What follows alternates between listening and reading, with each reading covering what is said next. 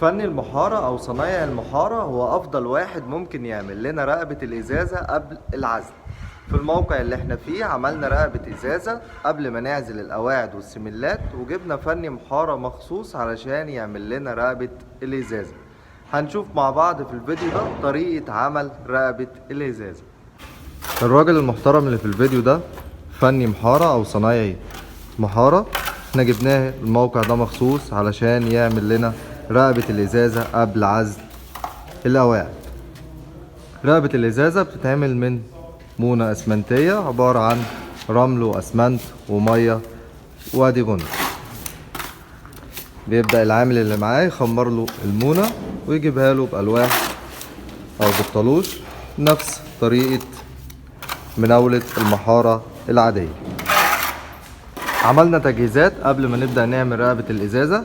التجهيزات دي عبارة عن إن احنا نضفنا سطح الخرسانة كويس جدا من أي روايش خرسانة أو أي سواد خرسانة عليه أو أي بتومين كان عليها، وبعد كده طرطشنا الأماكن اللي هيتعمل فيها رقبة الإزازة كويس جدا بالطلوش، طرطشة محببة أو طرطشة مسمار. وقبل ما جينا نبدأ في عمل رقبة الإزازة على طول دلوقتي نضفنا كويس جدا مكان رقبة الإزازة بالمكنسة أو بالبلاور الهواء، وبعد كده رشيناها مية، وبعدين بنفرد المونة زي ما انتوا شايفين كده. بنحاول واحنا شغالين على قد ما نقدر ان احنا الزوايا زي الزاوية دي كده بنملاها مونة كويس جدا وبنخليها واخدة شكل كيرف او دوران، ونفس الكلام هنعمله في السوكة دي برضو.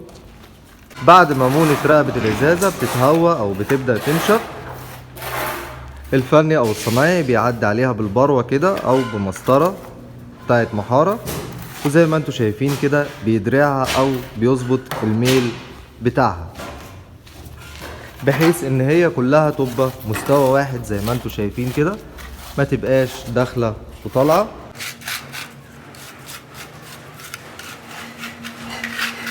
وزي ما انا اكدت عليكم ان الزوايا الداخليه بتكون معموله دوران، وان السوكه بتاعت القاعده او سوكه عمود او اي حاجه لازم برضو تتعمل كيرف او دوران زي ما انتوا شايفين كده.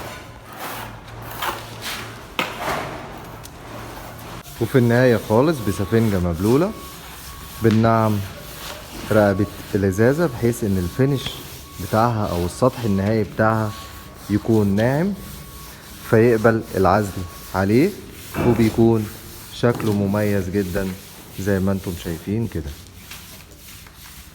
الله ينور يا معلم حمدي، بص للكاميرا بقى.